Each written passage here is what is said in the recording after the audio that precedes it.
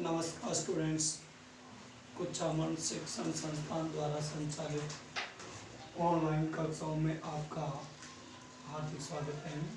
कल हमने गणित में प्रश्नावली 16.3 के 7 सवाल किए थे। आज 8वां सवाल, दो शंकुओं के आधार का व्यास समान है, यानी शंकु दो है, दो शंकु उनके आधार का व्यास समान है, यानी कि जैसे कि कोई दो शंकु है, एक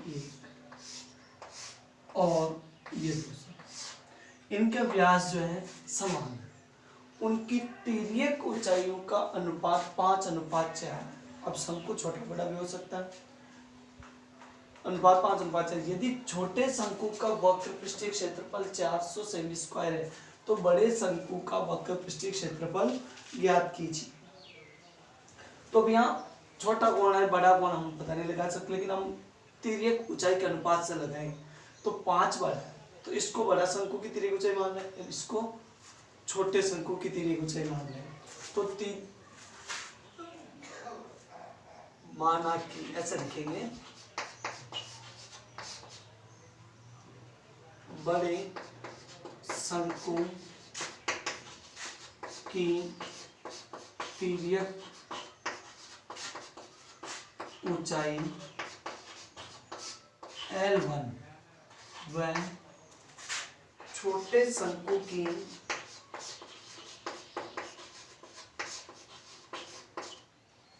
तिर्यक ऊंचाई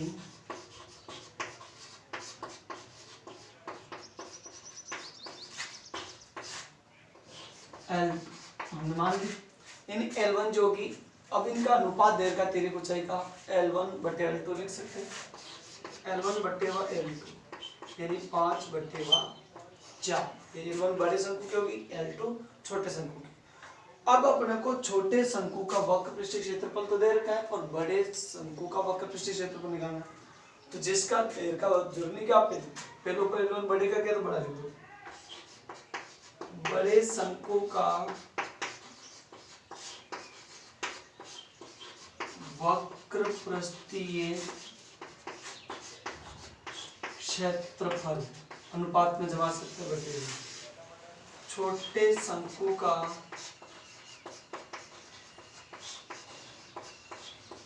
वक्र पृष्ठीय क्षेत्र बराबर, दोनों का सूत्र लगा दो।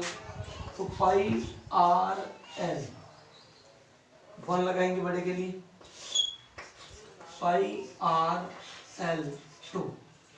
पाई तो दो से समान नहीं होता, बाई से साथ ही होता है।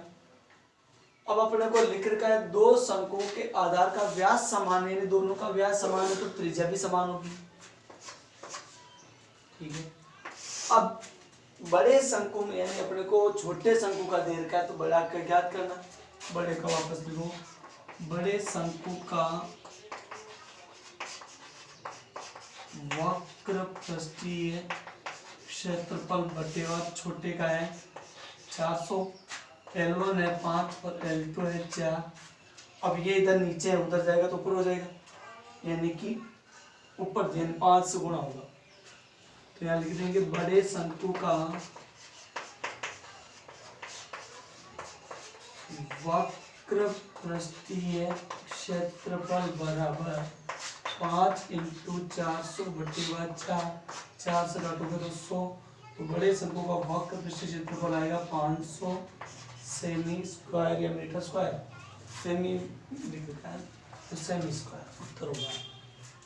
तो दो शंकु का आधार का व्यास समान था, इनका छोटे का बड़े का तो ज्ञात करना था और छोटे का वक्र पृष्ठीय क्षेत्रफल दे रखा था और तिर्यक ऊंचाई का अनुपात अपने को दे रखा था।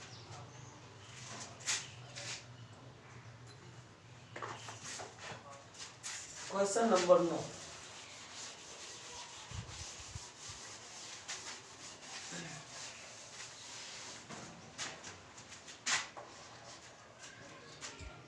एक शंकु की तिर्यक ऊंचाई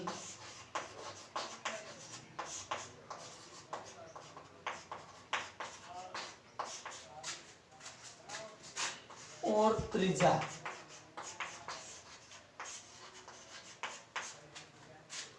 का अनुपात 7:4 है यदि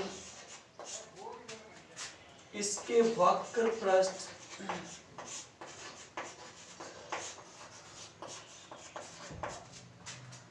का क्षेत्रफल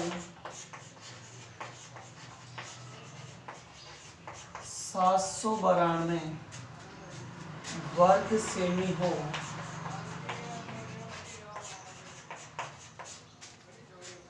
तो इसकी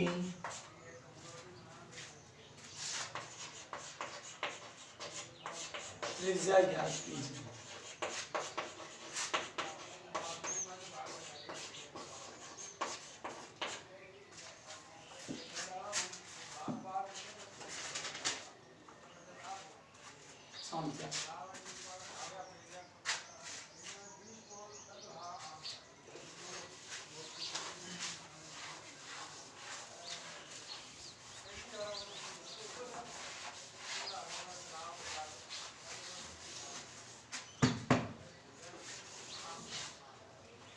एक शंकु की तिर्यक ऊंचाई और त्रिज्या का अनुपात, तिर्यक ऊंचाई L और त्रिज्या R, इन दोनों का अनुपात तो बटे हुए लिख दो, यानी L/R बराबर L है 7 और R है 4। कैसे हुई? यहाँ अनुपात जो दे रखा है पहले तिर्यक ऊंचाई और फिर बाद में त्रिज्या, पहले L का मान और फिर R का मान। तिरछा गुणा कर लो। अब जरूरी आप L या रखो तो R को वाले जाओ, R को या रखो तो L वाले जाओ। अपने ऊपर त्रिज्या ज्ञात करनी है तो जिसमें R को उधर ले जाओ, ऐसे भी हो सकता है कि ऊपर जाएगा। L बराबर 7R/4। जरूरी नहीं आप R को या रख सकते हो तो L उधर भी जा सकता है, वो अपने ऊपर है। अपने को वक्र पृष्ठ क्षेत्रफल दे रखा 700, शंकु का ही, तो शंकु का वक्र पृष्ठीय क्षेत्रफल बराबर अपने को देगा 792 वर्ग सेमी। वक्र पृष्ठीय क्षेत्रफल का सूत्र होता है πRL बराबर 700 वर्ग। पाई का मान होता है 22/7। अब यहाँ L का मान नहीं है, R का मान है ही नहीं, तो R को R जाने दो, इंटू L का मान बना 7R/4 बराबर 792। अब देखो ये R तो गुणा होकर हो गया R²। अब बराबर से उधर केवल 792। अब इधर देखो 7 और 4 नीचे तो उधर जाएंगे तो ऊपर हो जाएंगे 7 × 4। अब ऊपर अंक कौन कौन है? 22 × 7, ये तो हमने यहाँ ले लिया, तो ये 7 बचा। 7 से 7 कटते जा सकते, 22 से ट्राई करो, 22 से 22, 22 तो 44, 22 3 66, 66 निकालोगे तो यहाँ तो 3 है, यहाँ 132, 22 का 132, 36 दूना 72 चौक, यानी कि 136 चौक 144 हो गए। R² बराबर 144, स्क्वायर उधर जाएगा तो अंडर रूट हो जाएगा, अंडर रूट 144 और R बराबर 12 सेमी, कि 144 12 का रूट होता है, 12 का वर्ग होता है। तो ये आपको पूछा है, वैसे त्रिज्या ज्ञात करने की कहा था, त्रिज्या में ज्ञात करें।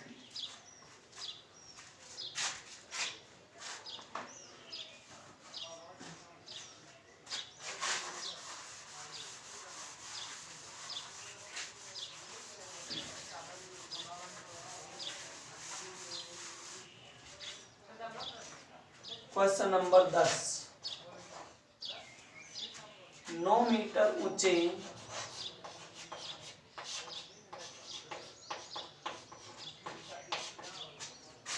शंकु के आकार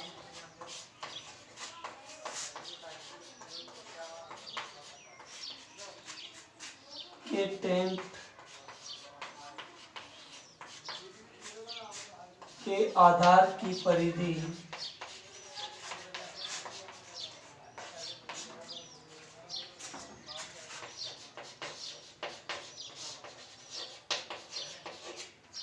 44 मीटर है।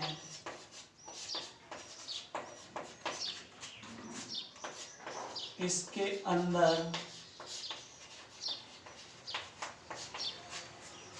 की वायु का आयतन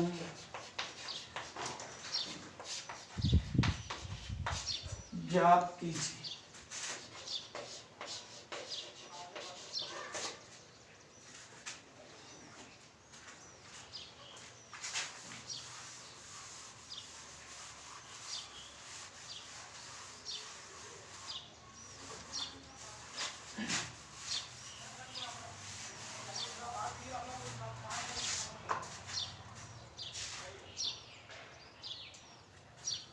नौ मीटर ऊंचे शंकु, यहाँ ऊंचाई तेरेक नहीं है, ऊंचाई वर्ड ऊंचाई का है तो इसका मतलब वो एच है, यानी शंकु की ऊंचाई यानी एच बराबर 9 मीटर।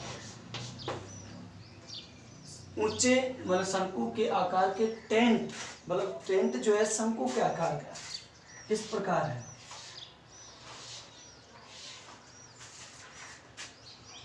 आधार की परिधि, परिधि वृत्त के अंदर होती है और ये वृत्त की क्या हो गई परिधि, आधार की परिधि, यानी कि शंकु के आधार की परिधि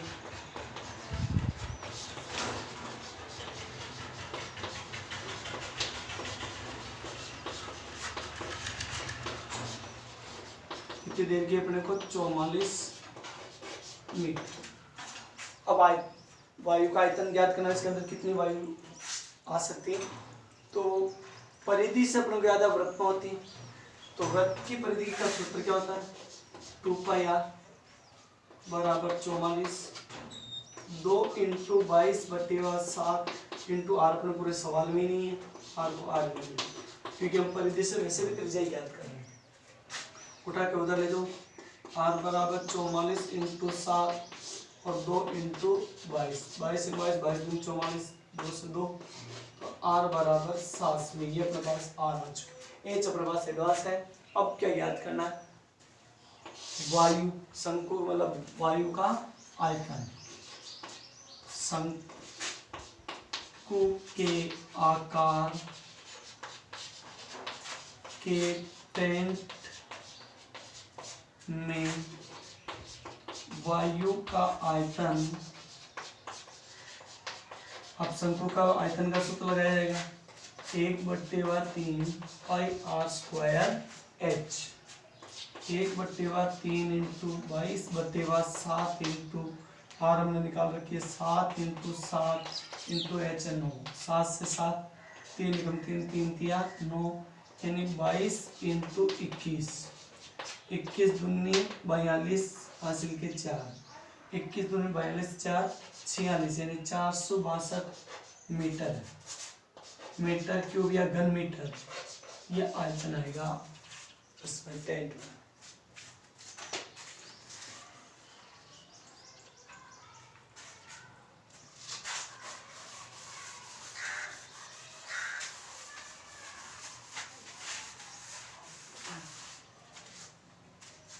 क्वेश्चन नंबर 11, एक शंकु के आकार के बर्तन की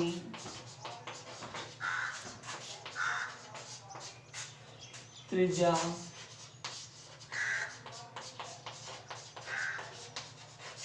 10 सेमी और ऊंचाई 18 सेमी है। यह पानी से पूरा भरा हुआ है।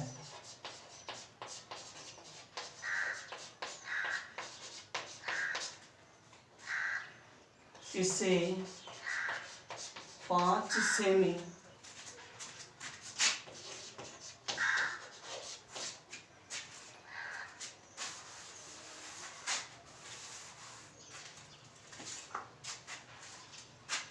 त्रिज्या के एक बेलनाकार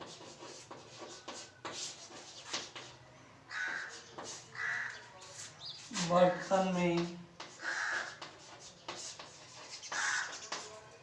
उड़ेला जाता है,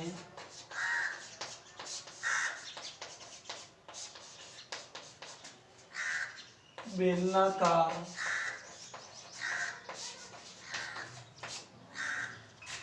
बर्तन में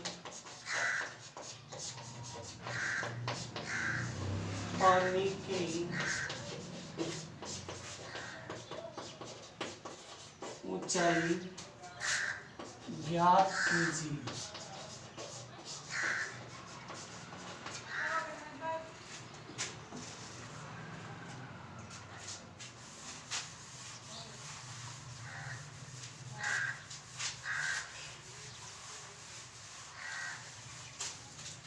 देखिए ऐसे प्रश्नों में ध्यान दें। एक शंकु के आकार के बर्तन की त्रिज्या 10 सेमी, शंकु की बात करें तो शंकु की त्रिज्या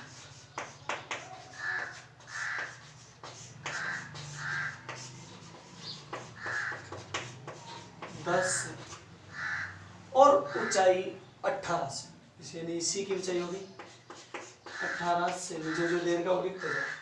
ये पानी से पूरा भरा है, यानी शंकुआकार जो बर्तन है तो उल्टा मान लो इसको, नीचे ये शंकु और ये पूरा पानी से भरा हुआ है।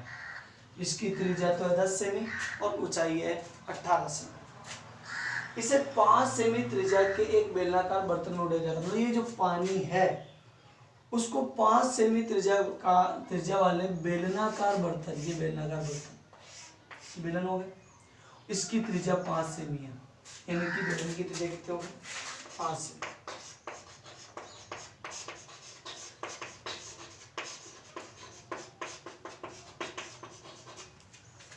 अब यहां से पानी इसमें डाला जाता है, ये सारा पानी इसमें डाला तो ये पूरा भर जाता है।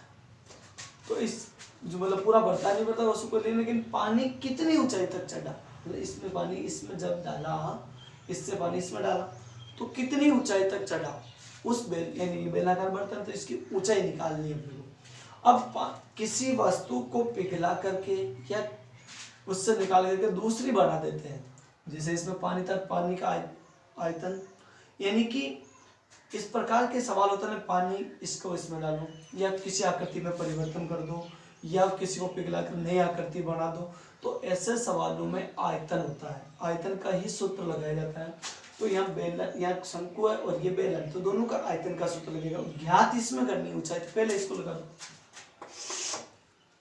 बेलन यानी बेलनाकार बर्तन का आयतन या बराबर है। फिर आगे लिख दो या शंकु का आयतन। अब दोनों के सूत्र लगो। बेलन का आयतन का सूत्र था पाई आर स्क्वायर एच और शंकु के आयतन का सूत्र था 1/3 पाई आर स्क्वायर एच। ऐसे सवालों में दोनों तरफ देखो पाई है तो पाई का मान उल्टा साथ रखो ही नहीं। पाई इंटू बेलनाकार बर्तन की त्रिज्या 5 × 5 और लेकिन इसकी ऊंचाई ज्ञात करनी है 1/3 इंटू पाई इंटू आर, शंकु की चाहिए 10 × 10 और शंकु की ऊंचाई 18। अब ये एच रखेंगे, बाकी सबको उधर ले जाएंगे तो बराबर और एच। पहले लाइन खींच लो, जो पहले उधर उधर वाला लिख लो 1/3 यानी ऊपर कौन कौन है, एक को लिखने की वैसे जरूरत नहीं है। पाई इंटू 10 × 10 × 18 और ये 3 नीचे। अब ये सारे ऊपर लिखे हुए नीचे संख्या नहीं, तो सारे ऊपर ये उधर जाएंगे तो नीचे हो जाएंगे। पाई इंटू 5 × 5 पाई से पाई 3 × 3 3 6 18 यानी 6 बार 5 × 5 5 दूनी 10 5 × 5 5 दूनी 10 बचा क्या एच बराबर 6 दूनी 12 12 दूना 24 सेमी जो है उस बेलनाकार बर्तन की ऊंचाई आएगी।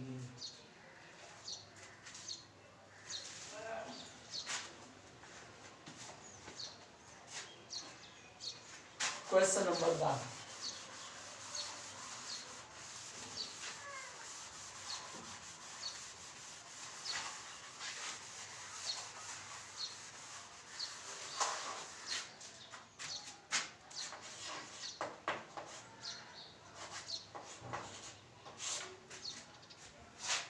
चौदह सेमी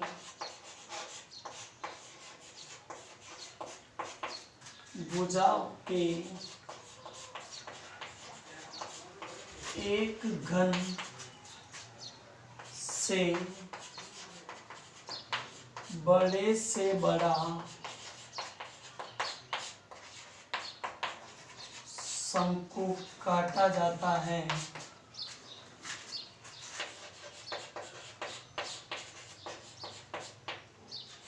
शंकु का आयतन ज्ञात कीजिए।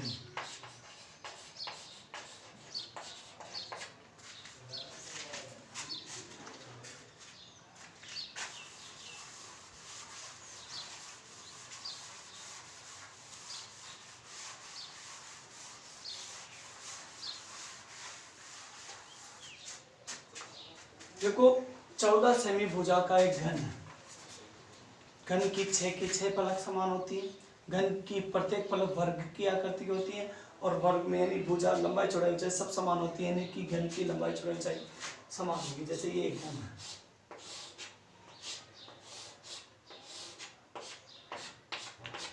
अब इसमें से यानी कि लंबाई समान 14, चौड़ाई 14, ऊंचाई 14 से बड़े से बड़ा शंकु काटना है, तो इसका मतलब ये एक तरफ वाला तो मतलब पूरा टच होगा, पूरा व्यास बन के, और ये शंकु पूरा बन। अब ये काट करके हम बाहर निकालते हैं, तो देखो ये शंकु का व्यास यानी कि पूरी भुजा हो गई, यानी घन की भुजा जो है शंकु का व्यास हो गई। तो यहाँ लिख सकते हैं घन की भुजा बराबर शंकु का व्यास बराबर 14 सेमी। तो त्रिज्या में बदलो, 14/2 बराबर 7 सेमी, यानी कि घन की जो भुजा होगी वो शंकु का व्यास हुआ। शंकु का व्यास को त्रिज्या में बदला तो कितना है 8, यानी शंकु की त्रिज्या होगी 7 सेमी। और h, क्योंकि जो घन की भुजा वो ऊंचाई भी सीधी हो रही, वो भी 14 ही, तो घन की h भी क्या हो जाएगी, सॉरी घन की भुजा 14, तो शंकु की ऊंचाई भी 14 सेमी। अब घन शंकु का आयतन ज्ञात करना, तो सूत्र लगा दें, शंकु का आयतन बराबर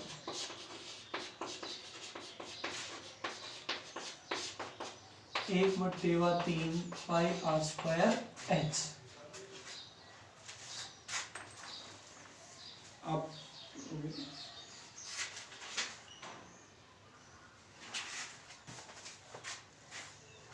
क्वेश्चन नंबर 13,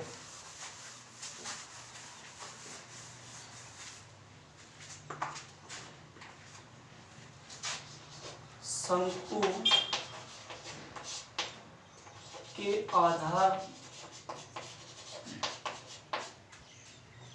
की त्रिज्या और ऊंचाई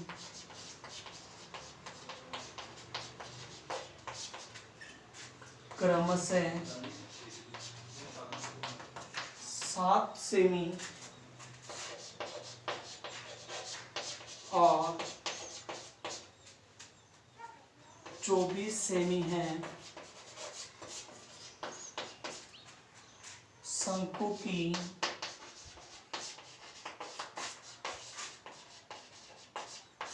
तिरछी ऊंचाई वक्र पृष्ठ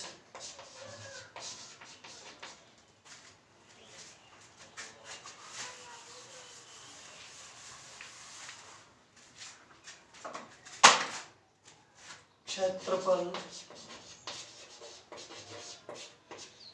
संपूर्ण पृष्ठीय क्षेत्रफल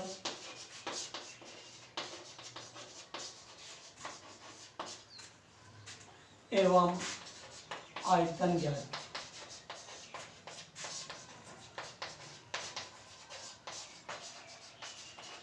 ये प्रश्न भी आप बैठ के कर सकते हैं, करते हैं, आसान प्रश्न है। इसमें केवल मेन चीज है तो ये सब सूत्र आए थे, वक्र पृष्ठीय क्षेत्रफल भी याद करना, संपूर्ण पृष्ठीय क्षेत्रफल भी याद करना और आयतन भी याद।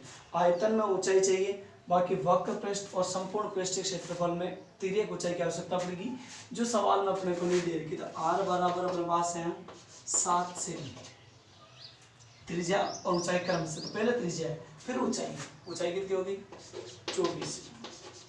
अब तिर्यक यानी शंकु की तिरछी ऊंचाई ज्ञात करनी, तो L बराबर under root H square plus R square. L बराबर h हो गई 24 का स्क्वायर प्लस 7 का स्क्वायर। L अंडर रूट 576 प्लस 49, तो L पर अंडर रूट 625, जोड़ के 625 आ जाएगा।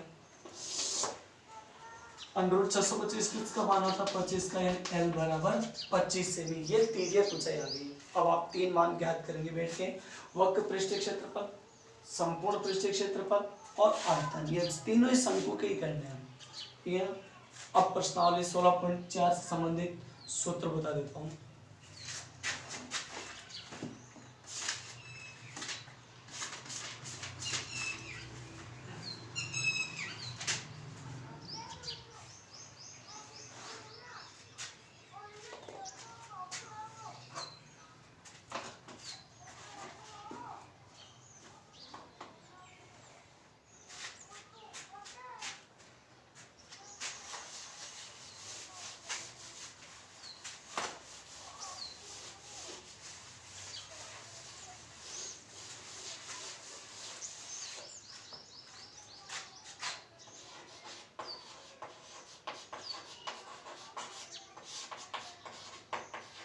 प्रश्नावली 16.4 गोला और अर्धगोले से संबंधित है।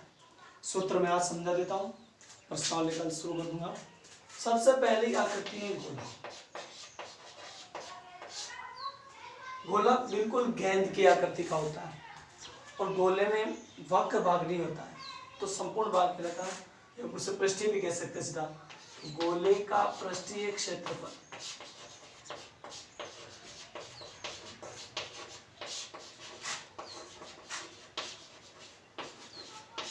4πr² होता है। गोले का आयतन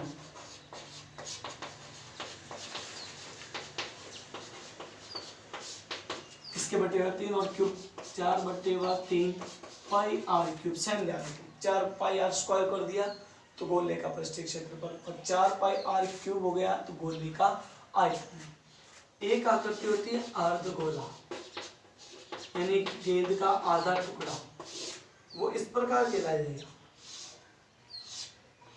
ये आकृति बनेगी, तो ये वृत्ताकार आकृति बनेगी। तो गोले में वक्र भाग, अर्धगोले में वक्र भाग भी होता है और संपूर्ण भाग भी होता है। तो अर्धगोले का वक्र पृष्ठीय क्षेत्रफल 2πr²। अर्धगोले का संपूर्ण पृष्ठीय क्षेत्रफल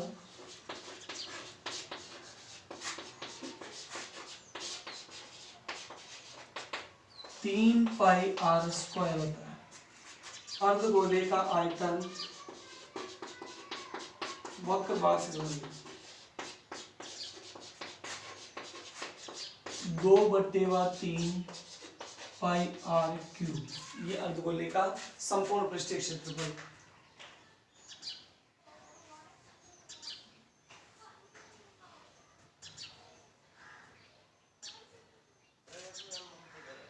अब देखो गोलीय कोष भी होता है। गोलीय कोष यानी खोखला गोला होता है, उसमें भी बड़ी त्रिज्या 1 होती है, छोटी त्रिज्या 8 होती है। तो गोलीय कोष या खोखले गोले का संपूर्ण पृष्ठीय क्षेत्रफल, एक सूत्र बनता है गोलीय कोष या खोखले गोले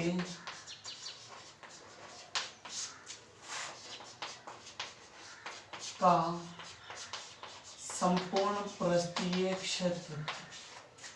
देखो इसमें गोलीय कोश या खोखला होता है, बेलन में भी खोखला आया था, तो इसमें जो बड़ी त्रिज्या होती है वो r1 कहना और छोटी जो त्रिज्या होगी उसे r2 कहना है।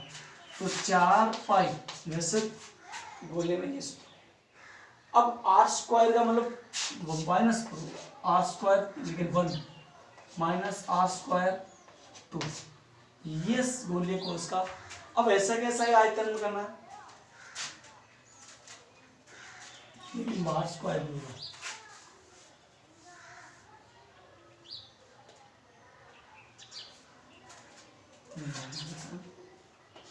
गोलीय कोश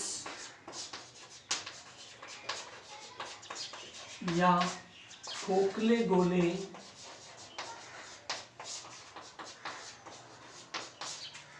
का आयतन 4/3 क्यूब होता है, इनकी जगह क्यूब कर दो r1 क्यूब माइनस। तो ये सूत्र 16.4 प्रश्नावली में काम आएंगे और कल मैं आपको कुछ सवाल घर पे भी दूंगा और कुछ करवाऊंगा भी। धन्यवाद।